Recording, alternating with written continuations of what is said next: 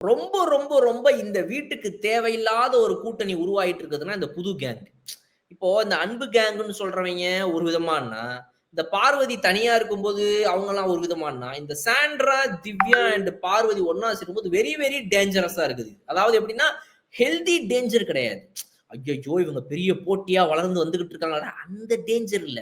இந்த கேம அன்ஹெல்தியா ஒரு அனாவசியமற்ற ஒரு முறையில் இந்த கேம எடுத்துட்டு போவதற்காக டேஞ்சரான வேலைகள இவங்க பார்க்குறாங்கன்னு சொல்ல வரேன். இது கேமா பார்க்காம எல்லாத்துலயுமே வந்துட்டு, இங்க எங்க நம்ம ஸ்கோர் பண்ணலாம்? இங்க எப்படி அடுத்தவன ஸ்கோர் பண்ண விடாம பண்ணலாம்? அப்படின்னு யோசிக்கிறத மட்டுமே இவங்களுடைய வேலையா இந்த பொம்பளைங்கலாம் ஊர் கதை பேசுறது, ஊர் வம்பு பேசுறது, அடுத்தவங்கள பத்தி புரளி பேசுறது, இவன் எப்படி நாசமா போனான்? அவன் குடும்பத்துல என்ன பிரச்சனை? அந்த மாரி ஒரு 3 பேரா இவங்க ஃபார்ம் ஆயிட்டே இருக்காங்க. இது இட்ஸ் வெரி பேட் ப்ரோ. திவ்யாலாம் வந்து அவ்வளோ பேர் ரசிகர்கள் காத்து கிடக்குறாங்க.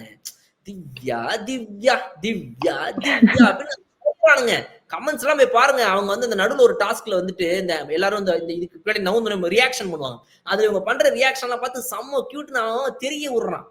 எனக்கே வந்து அவங்க அந்த மாரிலாம் பண்ணும்போது நல்லா அழகா ரசிக்கிற மாரி தான் இருக்கிற மாரி தோணுது எனக்கு. ஆனா இந்த மாரி இவங்க பண்றது வந்து சுத்தமா அருவருக்கத்தக்க வகையில இருக்குது திவ்யா பண்றது.